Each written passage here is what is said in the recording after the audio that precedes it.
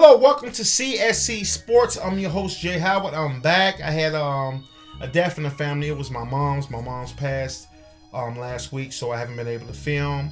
I had the funeral Saturday. Well, we had the funeral Saturday, family. And moving on with my life. I appreciate all the love from all the people that's probably watching this video that's been showing me love on Facebook and things of that nature, and me giving calls and stuff. I really appreciate everything that you have done for me. My mom's is in a better place, and I know she will want me to continue my destiny as being a filmmaker, producing my films, producing my shows, and doing all the things that I'm supposed to do with my young life while I'm still in the land of the living. So I want to continue this show and move on and pick up where I left off at like 2 weeks ago when I was filming. The question of the day is, who would you take this season, Tony Parker or Chris Paul? Let's get started. I think Tony Parker this year is averaging like 20 points, probably like 3 rebounds and like 7 assists. Chris Paul is down to like 16 points, 3 rebounds, and 9 assists. He's probably an assist or 2 off from his last year or the year before.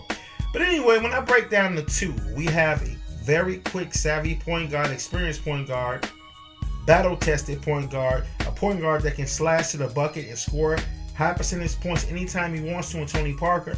On the other side, you have a mini Magic Johnson, a guy with great passing skills, a decent three-point shooter, a very, very savvy and unpredictable point guard in Chris Paul. When I think about the two, I say Tony Parker has an edge to me this season, especially because Tony Parker's been healthier.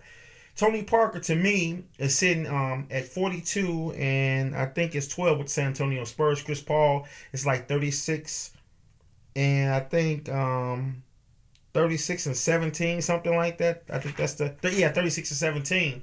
Both teams are doing well this year. Chris Paul early in the season made a lot of noise because he beat the San Antonio Spurs, I think, twice this season already. And they beat some top teams, you know what I mean? They beat a lot of good teams. San Antonio is being San Antonio.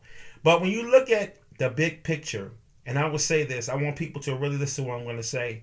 Tony Parker has been an overrated point guard for a long time. Tony Parker is still a guy that probably has 5 or 6 years left in his game. You know what I mean? Tony Parker is also on a leash in San Antonio. When you look at guys that their coaches let them play to the max, Greg Popovich is really not that type of coach because he cares about the second season, which is entitled the playoffs. So he don't really want to use his players to the max in the regular season. But if Tony Parker was a 48-minute guy, a guy that's going to play the whole entire game, Tony Parker numbers can be like 25, like 5 or 6 rebounds, and like 10 or 11 assists. Tony Parker has a lot of games with double-digit assists in his career.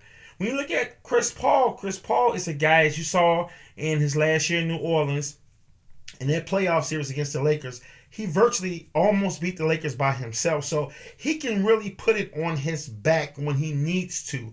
But the difference between the two, I think Tony Parker can average 10 assists a game. You know what I mean? I think he can do that. I think he can break even with Chris Paul with that if he wants to. I think he can score a little bit better than Chris Paul. I think his means of scoring the basketball is a little bit better because I think Chris Paul, his game is predicated more on the calls from the referee, but Chris Paul is a better shooter, in my opinion, than Tony Parker is. You know what I mean? This year, Tony Parker is shooting, his field goal percentage is like 53.5. Chris Paul is 47.4, but you got to take into account Tony Parker drives to the bucket a lot.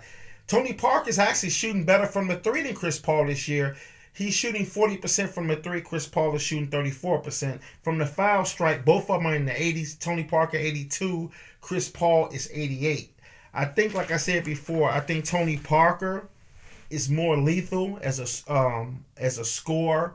I think Chris Paul has the advantage as a shooter and a passer. But when you look at the passing, it's only 2 assists. You know what I mean? Tony is 7.7, so it's really an assist and a half.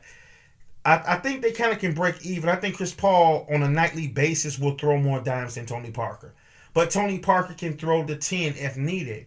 I have to take Tony Parker, especially this year. I think Tony Parker is a little bit more hungrier also. Tony Parker is he's been robbed. You know, I mean, his name to me, he isn't mentioned enough as one of the top 5 point guards in the league because he plays for San Antonio Spurs.